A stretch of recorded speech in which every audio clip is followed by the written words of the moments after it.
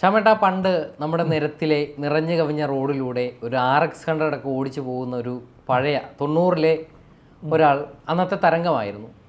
പിന്നീട് അവൻ കുറച്ചുകൂടെ മെച്യൂരിറ്റിയൊക്കെ ആയി ഒരു കുടുംബമായ ഒരു കുഞ്ഞൊക്കെ ആയി കഴിയുമ്പോൾ പിന്നീട് അവനത് സാധിച്ചെന്ന് വരില്ല. നമ്മുടെ പല ഇഷ്ടങ്ങളും ബോധപൂർവം മറ്റുള്ളവർക്ക് വേണ്ടി വേണ്ടെന്ന് വെക്കുന്നവരാണ് ഇത്തരത്തിലുള്ള ആളുകൾ.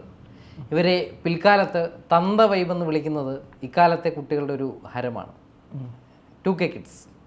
ഈ തന്ത വൈബും പുതിയ ന്യൂജൻ, പുതിയ ജെൻ 2 എന്നൊക്കെ പറയും, ജെന്നി എന്നൊക്കെ പറയുന്ന ഒരു പുതിയൊരു തലമുറ. അവർക്ക് തങ്ങൾ ഇപ്പോൾ ചെയ്യുന്ന കാര്യങ്ങൾ മുൻപ് ചെയ്തിട്ടുള്ള അല്ലെങ്കിൽ ഇപ്പോൾ ചെയ്യാൻ കഴിയില്ലാത്ത ആളുകൾ അവർക്ക് തന്തവൈബാണ്.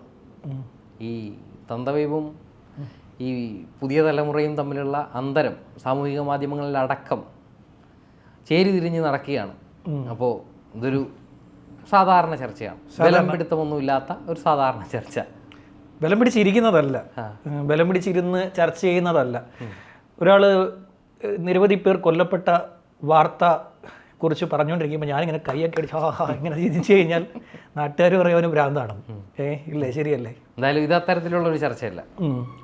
അപ്പോൾ ഇവിടെ ഉണ്ടായിരിക്കുന്ന ഒരു പ്രത്യേകത, എനിക്ക് തോന്നുന്നു സോഷ്യൽ മീഡിയയുടെ ഒരു അതിപ്രസരം ഉണ്ടായിക്കഴിഞ്ഞപ്പോൾ അവിടെയാണ് ഈ പറയുന്ന പലതരത്തിലുള്ള ചേരിതിരിവുണ്ട്. പല പല സംഘങ്ങളാണ് ഇവർ.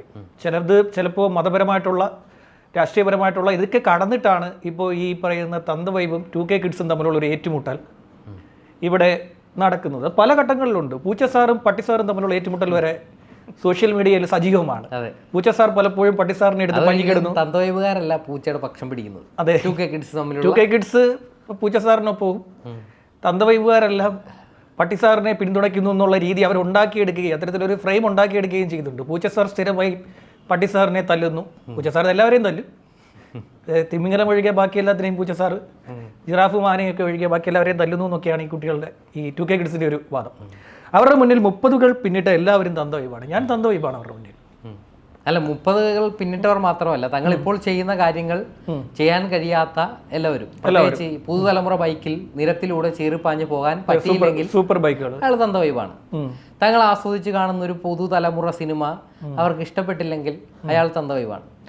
തീർച്ചയായും അങ്ങനെയാണ്. ഞാനൊരു ഈ പറയുന്ന പോലെ സൂപ്പർ ബൈക്ക് എന്ന് പറയാൻ പറ്റില്ല, ഈ യമഹയുടെ പുതിയ വേർഷൻ ഉണ്ടല്ലോ, R1 പുതിയ വേർഷനാണ്. ഞാനൊരു വണ്ടി അത് എടുക്കണമെന്ന് വിചാരിച്ചിട്ട് നോക്കിയപ്പോൾ എൻ്റെ ബന്ധത്തിലുള്ള തന്നെ ഒരു പയ്യൻ എന്നോട് പറഞ്ഞത്, ഈ ചേട്ടനൊന്നും എഴുതിയിരുന്ന ചേരില്ല, പുതിയ പിള്ളേർ അതെന്താണ് ശരിയാ. അപ്പം 30 വയസ്സ് പിന്നിട്ട് കഴിഞ്ഞാൽ അവരതിനെ അങ്ങനെയാണ് കാണുന്നത്. അവരുടെ ഫ്രെയിമിൽ നമ്മൾ ആ വണ്ടിക്ക് ചേരില്ല, നമുക്ക് ആ വണ്ടിക്ക് ചേരില്ല. അപ്പോൾ അവൻ്റെ ഒരു അഭിപ്രായത്തിൽ ഞാനും വിചാരിച്ചു ബാക്കിയുള്ളവരും ഇങ്ങനെയൊക്കെ ആയിരിക്കുമല്ലോ ചിന്തിക്കുന്നതെന്ന് വിചാരിച്ചു. പിന്നെ ഞാനങ്ങനെ ആരും എന്ത് ചിന്തിച്ചു എന്ന് ചിന്തിക്കുന്ന ഒരാളുമല്ല. പിന്നെ എനിക്ക് കൂടുതൽ താല്പര്യം റോയൽ എൻഫീൽഡ് ആയതുകൊണ്ടും, പക്ഷേ റോയൽ എൻഫീൽഡിനേക്കാൾ എളുപ്പത്തിൽ കിട്ടുന്ന ഒരു സാധനം ഇതായതുകൊണ്ടും ഞാൻ ആ വണ്ടി ഒന്ന് പരിഗണിക്കാമെന്ന് വിചാരിച്ചു. മാത്രമല്ല നമ്മുടെ ഓഫീസിൻ്റെ തൊട്ടപ്പുറത്താണ് യമഹയുടെ ഷോറൂം. അപ്പോൾ അവിടെ ഇരിക്കുന്ന ആൾക്കാരെ എനിക്ക് പരിചയമുള്ളത് കൊണ്ട്, നേരത്തെ ഇരുന്ന എൻ്റെ ഓഫീസിൻ്റെ തൊട്ടടുത്തായിരുന്നു. അപ്പോൾ ആൾക്കാരെ പരിചയമുള്ളത് കൊണ്ട് അവരിടയ്ക്കിടയ്ക്ക് നമ്മളെ ഇതുപോലെ ഇങ്ങനെ ബ്രെയിൻ വാഷ് ചെയ്യാൻ ശ്രമിക്കും, ഒരു വണ്ടി എടുക്കുന്നൊക്കെയുള്ള രീതിയിൽ. എളുപ്പത്തിൽ ഇത് നമുക്ക് കിട്ടുന്ന ഒരു സാധനം കൂടിയാണല്ലോ. ഈ ഒരു വ്യത്യാസമാണ് ഇവർക്ക് ഇടയിൽ ഉണ്ടാകുന്നത്. ഇതിപ്പം നമ്മൾ കേരളത്തിൽ മാത്രമല്ല, ഇന്ത്യയിൽ മാത്രമല്ല, ലോകമെമ്പാടും ഈ പറയുന്ന സാധനമുണ്ട്. അറിയാമല്ലോ, ന്യൂസിലൻഡ് പാർലമെൻറ്റിൽ 2019 നവംബറിൽ ഒരു ചർച്ച നടന്നു. അവിടുത്തെ ഈ ചർച്ച എന്ന് പറയുന്നത് കാർബൺ രഹിത ലോകം, ഇതാണ് ചർച്ച. അപ്പോൾ ഈ പ്രായമുള്ളവരൊക്കെ ഈ പറയുന്ന കാർബൺ രഹിത ലോകവുമായിട്ട് മറ്റൊരു സൈഡിലും, അതേസമയം 10-45 വയസ്സിന് താഴെയുള്ളവരൊക്കെ ഇതിൻ്റെ മറ്റൊരു സൈഡിലുമാണ്. ഇവർ തമ്മിൽ വളരെ വലിയൊരു ഏറ്റുമുട്ടൽ ഇക്കാര്യത്തിൽ നടന്നു. അതായത് പ്രായമുള്ളവർ, അത് രാഷ്ട്രീയ വ്യത്യാസമില്ലാതെയാണ് ആ ഏറ്റുമുട്ടൽ നടന്നത് എന്നാണ് ആ പാർലമെൻറ്റിലെ ചർച്ചയുടെ ഒരു പ്രത്യേകത. കോൾ സ്വാർബ്രിഗ് എന്ന് പറയുന്ന ഒരു MP, യങ്ങാണ്. അവർ വളരെ ശക്തമായി കാർബൺ രഹിത ലോകത്തെക്കുറിച്ച് സംസാരിച്ചുകൊണ്ടിരിക്കെ അവിടുത്തെ MP ആയിട്ടുള്ള ടോഡ് മുള്ളർ എഴുന്നേൽക്കുകയും ഈ പ്രസംഗത്തെ തടസ്സപ്പെടുത്തുകയും ചെയ്തു. അപ്പോൾ പ്രസംഗത്തെ തടസ്സപ്പെടുത്താൻ ടോഡ് മുള്ളർ പലതവണ ശ്രമിച്ചപ്പോൾ ഈ കോൾ സ്വാർബ്രിഗ് ഒരു മറുപടി ഇദ്ദേഹത്തെ നോക്കി പറഞ്ഞു, ഓക്കെ ബൂമർ എന്നാണ്.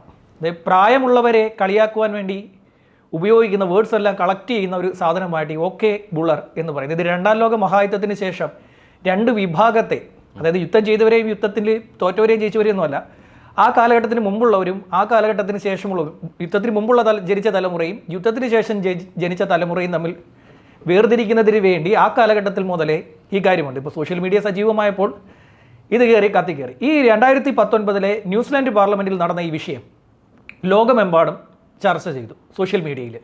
കൂടുതൽ പേരും ഈ കോൾ സ്വാർബ്രിഗ് എന്ന് പറയുന്ന എംപിക്ക് അനുകൂലമായി എത്തി. അതായത് യുവതലമുറ മുഴുവൻ അവരുടെ അതിലൊരു ആവശ്യം തന്നെ 49 വയസ്സായിരിക്കണം ശരാശരി പ്രായം എന്നുള്ളതായിരുന്നു. ആ രീതിയിലായിരുന്നു അവരുടെ പ്രശ്നം. അതിനെ യോജിച്ചുകൊണ്ട് ഒരുപാട് പേർ വന്നു. മറ്റുള്ളവർ കൂടുതൽ പേരും ഈ ടോട്ട് മുള്ളറെ കളിയാക്കി പരിഹസിച്ചു. ഇത് സോഷ്യൽ മീഡിയയിൽ ചർച്ചയായപ്പോഴാണ് ഇതിൻ്റെ അലയൊലികൾ ലോകമെമ്പാടും പ്രചരിക്കുകയും ഈ സാധനം ഇന്ന് ഇന്ത്യയിലേക്ക് കടന്നു വരികയും അതിൻ്റെ അലയൊലിയായിട്ട് കേരളത്തിലേക്ക് ഇത് ആഞ്ഞടിക്കുകയും നമ്മുടെ സോഷ്യൽ മീഡിയയിൽ ഏതോ ഒരു വിരുദ്ധന്മാരുടെ സംഘം ഈ സാധനം എടുത്തുകൊണ്ടുവന്ന് ഒരു കാറ്റഗറി തിരിച്ചു. ശരിക്കും പറഞ്ഞത് ഒരു വെർബലി അറ്റാക്ക് ഇതിൻ്റെ പേരിൽ നടക്കുന്നുണ്ട്. നമുക്ക് പോസിറ്റീവായിട്ടുള്ള ചർച്ചകളെ ഏത് വിഷയത്തിലാണെങ്കിലും പുരോഗമനപരമായി വരാൻ സാധ്യതയുള്ള ഇപ്പോൾ 2 ആശയങ്ങൾ വരികയും ആ 2 ആശയം തമ്മിൽ ഏറ്റുമുട്ടുകയും അതിൽ നിന്ന് അതിൻ്റെ 2 ആശയത്തിൻ്റെയും നന്മകൾ ഉൾക്കൊണ്ടുകൊണ്ട് പുതിയൊരാശയം ഉണ്ടാവുകയും ചെയ്യുമെന്നാണല്ലോ ലോകത്തിലെ പുരോഗമനപരമായിട്ടുള്ളൊരു തിയറിയുടെ ഭാഗമാണ് ഞാൻ പറയുന്നത്. അത് പറഞ്ഞത് ഞാൻ പറയുന്നില്ല. അപ്പോൾ ഇങ്ങനെയുള്ള ഒരു കാര്യം സംഭവിക്കുക. അപ്പോൾ ആ ഒരു കാര്യം ഇവിടെ നടന്നു. പക്ഷേ അതിലും ഉപരിയായി വെർബലിയുള്ള അറ്റാക്ക് നടന്നു. വെർബലിയുള്ള അറ്റാക്ക് നടന്നപ്പോൾ നമുക്ക് ഏത് വിഷയം എടുത്തു നോക്കാം.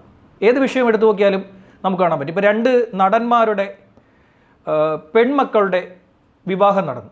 2 പേര് സുഹൃത്തുക്കളാണ്. അപ്പോൾ അതിൽ ഒരു നടൻ്റെ ഭാര്യ വളരെ സുന്ദരിയാണ്, മറ്റൊരു നടൻ്റെ ഭാര്യ ഒരു മുൻ നായികയാണ്. അവരെ അറ്റാക്ക് ചെയ്തു. നായിക അല്ലാതിരുന്നിട്ട് പോലും മറ്റവർക്കാണല്ലോ സൗന്ദര്യം എന്ന് പറഞ്ഞുകൊണ്ട് അറ്റാക്ക് ചെയ്തു. ഇത് പല ഏരിയയിലും ഉണ്ട്. ഇപ്പോൾ നമ്മൾ ഇതെടുത്തു കഴിഞ്ഞാലും ഇപ്പോൾ സിനിമ ആയിക്കോട്ടെ, രാഷ്ട്രീയമായിക്കോട്ടെ, കലാരംഗമായിക്കോട്ടെ, ഏതും. ഇപ്പോൾ ഏറ്റവും കൂടുതൽ നമ്മുടെ ഈ അറ്റാക്ക് ചെയ്യപ്പെടുന്ന ഒരാളാണ് നമ്മുടെ കലാഭവൻ മണിയുടെ സഹോദരൻ. അദ്ദേഹത്തിൻ്റെ പ്രായവും അദ്ദേഹത്തിൻ്റെ വയറുമാണ് ചില ഇത്തരമൊരു ശരീരപ്രകൃതവുമായി ഒരിക്കലും ഭരതനാട്യം പോലൊരു കലാരൂപം അയാൾ ചെയ്യാൻ പാടില്ല. ബോധം അതാണ്. അപ്പോൾ ഒരാൾ എന്ത് ചെയ്യണം എന്ത് ചെയ്യണ്ട എന്ന് ഒരു സമൂഹം തീരുമാനിക്കാൻ ഇറങ്ങിയിരിക്കുന്നു. അയാളിവിടെ എന്തെങ്കിലും സാമൂഹ്യ വിരുദ്ധ പ്രവർത്തനം നടത്തിയാൽ ഓക്കെ.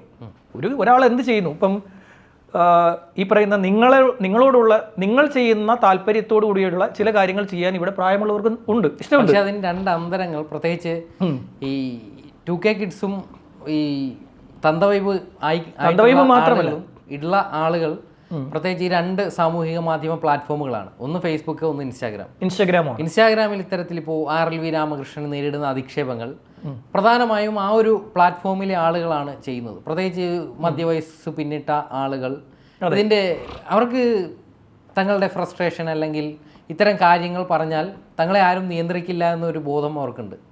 അതെ, ഫേസ്ബുക്ക് എന്തും ആരെക്കുറിച്ച് എന്ത് വൃത്തികേട് വേണമെങ്കിലും എഴുതാൻ പറ്റുന്ന ഒരു പ്ലാറ്റ്ഫോമായിട്ടാണ് അവർ ചിന്തിക്കുന്നത്. പക്ഷെ അതേസമയം ഇൻസ്റ്റാഗ്രാമിലേക്ക് വന്നാൽ അത് 2K കിഡ്സിൻ്റെ ഒരു പ്രോഗ്രസീവ് മൈൻഡ് സെറ്റ് ആയിരിക്കാം. അവർ അതിനെ കുറച്ചുകൂടി ഉദാരമായി കുറച്ചുകൂടി പ്രോത്സാഹനപരമായിട്ടാണ് അതിനെ കാണുന്നത്. ഞാൻ ഈ 2നെയും എനിക്ക് തെറ്റ് പറയാൻ പറ്റില്ല. ഇൻസ്റ്റാഗ്രാമിനെയും ഫേസ്ബുക്കിനെയും തെറ്റ് പറയാൻ പറ്റില്ല. ഫേസ്ബുക്കിൽ ഒരുപാട് കാര്യങ്ങൾ, നമുക്ക് ഒരുപാട് അറിവുകൾ ഫേസ്ബുക്കിലൂടെ ലഭിക്കാറുണ്ട്. അത് ഈ തന്തവൈബ് എന്ന് ഇവർ വിളിക്കുന്ന മനുഷ്യർ തന്നെ മനോഹരമായിട്ടുള്ള ചില വേർഡ്സ്, ചില കാര്യങ്ങൾ എഴുതിയിടാറുണ്ട്. നമ്മളിതൊക്കെ ഇരുന്ന് വായിക്കാറുണ്ട്. ഇൻസ്റ്റാഗ്രാമിൽ പോയി കഴിഞ്ഞാൽ നല്ല നല്ല നല്ല ചില വീഡിയോസ്, നല്ല കണ്ടൻസ് നമുക്കതിൽ കാണാൻ. റീൽസാണ് പ്രധാനം. റീൽസാണ് പ്രധാനം. അപ്പോൾ അത്തരത്തിലുള്ള കാര്യങ്ങൾ റീൽസൊക്കെ കാണാനും സമയം പോകും മാത്രമല്ല ചില അറിവുകളൊക്കെ കിട്ടാനും നല്ലതാണ്. അപ്പോൾ ഇവർ ചിന്തിക്കുന്ന ഒരു കാര്യം, ഇവരെല്ലാ കാലത്തും ഈ പ്രായത്തിൽ നിൽക്കും. ഈ പറയുന്ന ഇപ്പോൾ ഒരു ഗ്രൗണ്ടിൻ്റെ അകത്ത് നിൽക്കുന്നു. ആ ഗ്രൗണ്ടിൻ്റെ അകം നമ്മൾ 2K ആണെന്ന് കൂട്ടിക്കോ. ഈ 2K കഴിയും. 2K എന്ന് പറയുന്ന സാധനം കഴിയും. അത് കഴിഞ്ഞു വരുന്ന തലമുറ ഇവരെ കളിയാക്കി തുടങ്ങും. ഇപ്പോൾ 80കളിൽ ജനിച്ചവരെ ഇവർ വിളിക്കുന്നത് 80കളിലെ വസന്തം എന്നാണ്. 90ൽ വിളിക്കുന്നത് തന്തവൈബ് എന്നാണ്. ഇവർ 2K കിഡ്സാണ്, കുട്ടികൾ.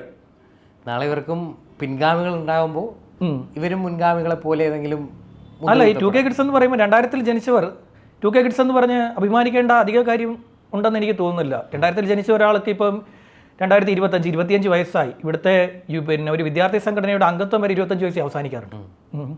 25 വയസ്സ് കഴിഞ്ഞാൽ വിദ്യാർത്ഥി സംഘടനയുടെ അംഗത്വത്തിൽ നേതൃത്വത്തിലേക്ക് നിൽക്കാൻ പാടില്ല എന്നുള്ളൊക്കെ ഒരു ചട്ടം ഒരു ഘട്ടത്തിൽ വന്നതാണ്. മാറ്റി അതൊക്കെ വേറെ കാര്യം. അങ്ങനെയാണെങ്കിൽ ചിലർക്കൊന്നും ഇവിടെ ഇരിക്കാൻ പറ്റില്ല, ചിലർക്ക് ഇതിവിടെ പിടിച്ചു നിന്ന് പോകാൻ പറ്റില്ല. അപ്പോൾ ഇതിൻ്റെ ഒരു വ്യത്യാസം തന്ത വൈബ് മാത്രമല്ല, അമ്മായി വൈബ് ഉണ്ട്.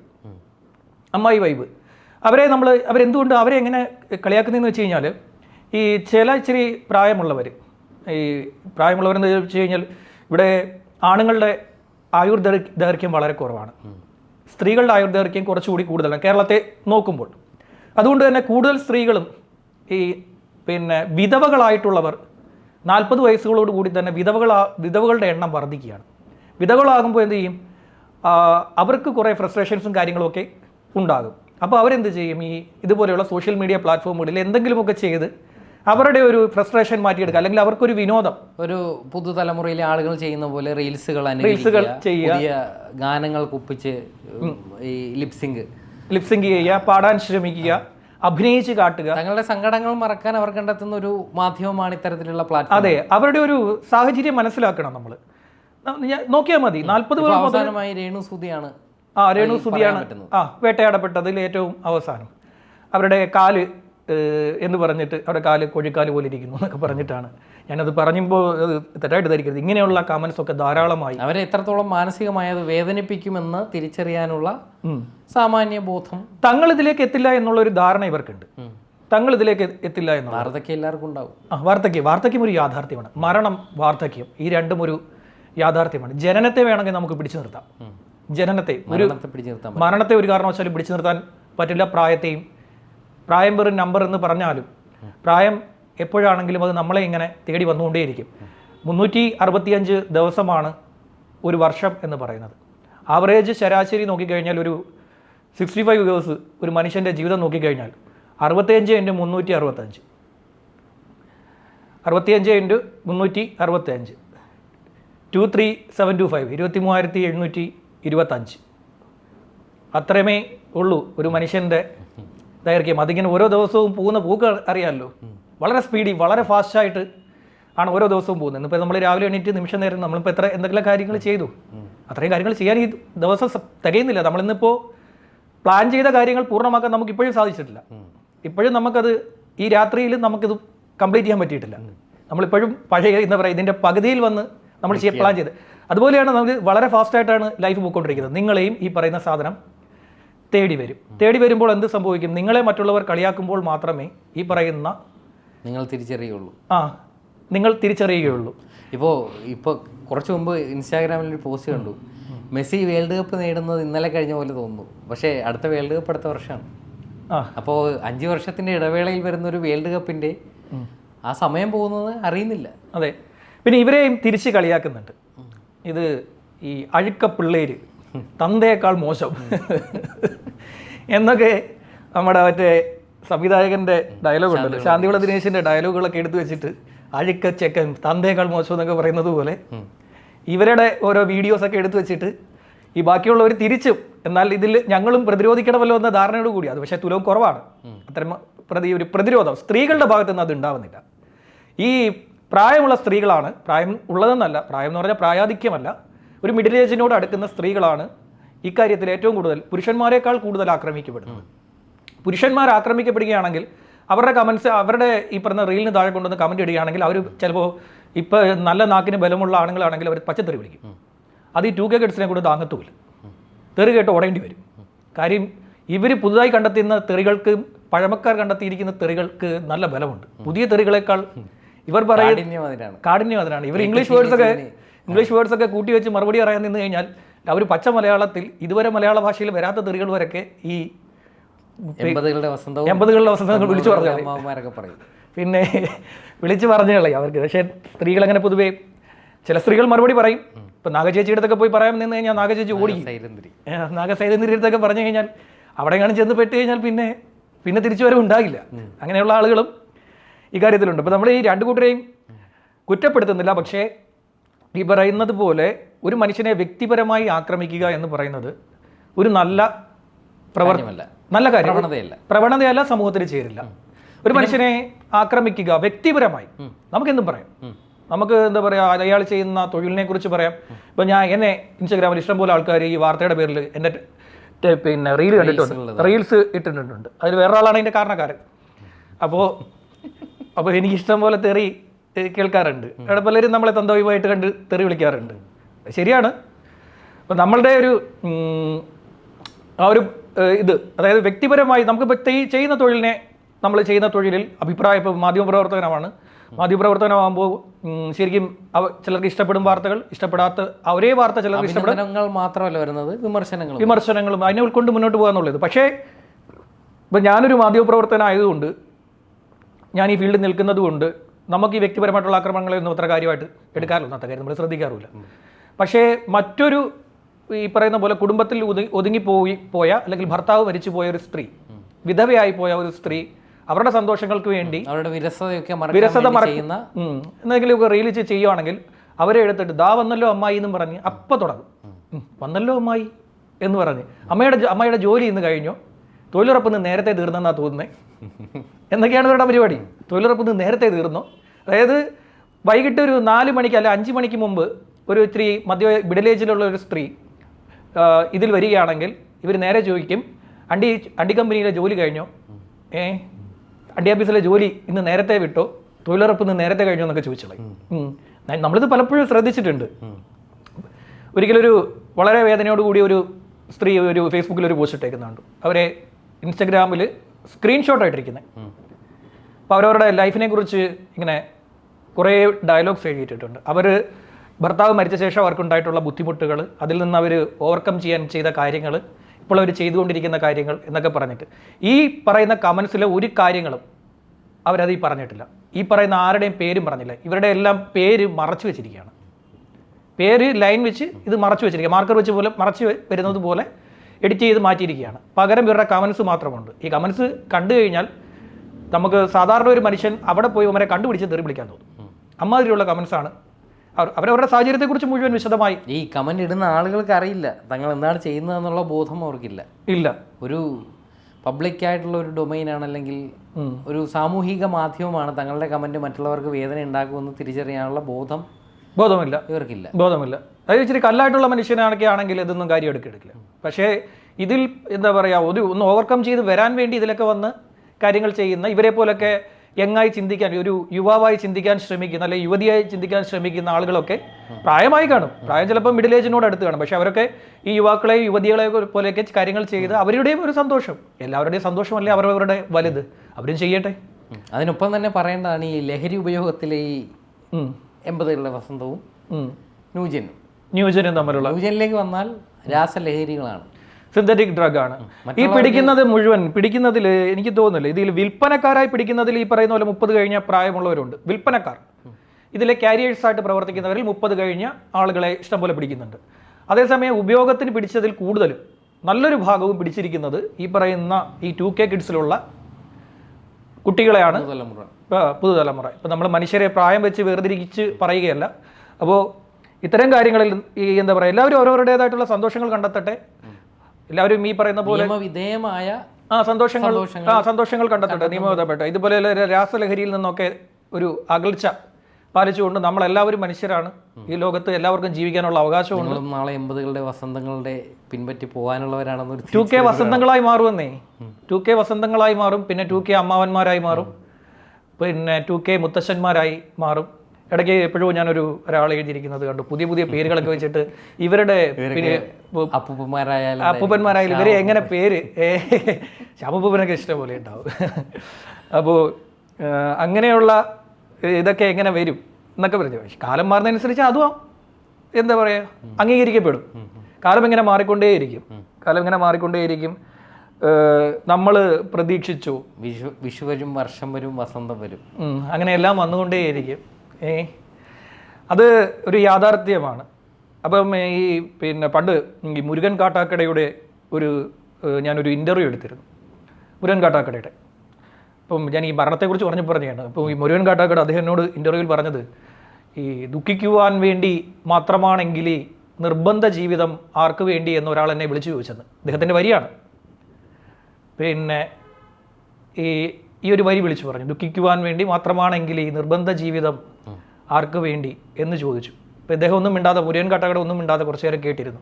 എന്നിട്ട് ഈ കോള് കട്ടായി. പിന്നെ ഈ മുരുകൻ കാട്ടാക്കട എന്ന് പറഞ്ഞ കവി അറിയുന്നത് ഈ വിളിച്ച മനുഷ്യൻ തൂങ്ങി മരിച്ചെന്നാണ്. അപ്പം ജീവിതം ദുഃഖങ്ങൾ മാത്രമല്ല സന്തോഷമുണ്ട്. അപ്പം സന്തോഷം കിട്ടുന്ന രീതിയിൽ ഓരോ പ്രവർത്തികൾ, ഇത്തിരി പ്രായമായി എന്നും പറഞ്ഞ് സന്തോഷിക്കാൻ പാടില്ല എന്ന് നിർബന്ധമൊന്നുമില്ലല്ലോ. സന്തോഷിക്കട്ടെ എല്ലാവരും. നിങ്ങളും ഒപ്പം അടിച്ചു പൊളിച്ച് സന്തോഷമായി ജീവിക്കുക. പിന്നെ ഈ രാസലഹരിയുടെ ഒന്നും പുറകെ പോവാതെ, ഞാൻ 2K കിഡ്സ് ആണ്, ഞങ്ങൾ ഉപയോഗിക്കുന്നത് ഇത് ശരിയാണെന്നൊന്നും പറയരുത്. എക്സൈസ് കൊണ്ടുപോയി കഴിഞ്ഞാൽ MDMA NDPS NDPC കേസിനകത്ത് പിന്നെ 2K കിഡ്സ് ഒന്നുമില്ല, അവർ തൂക്കിയകത്തിടും. ശരി.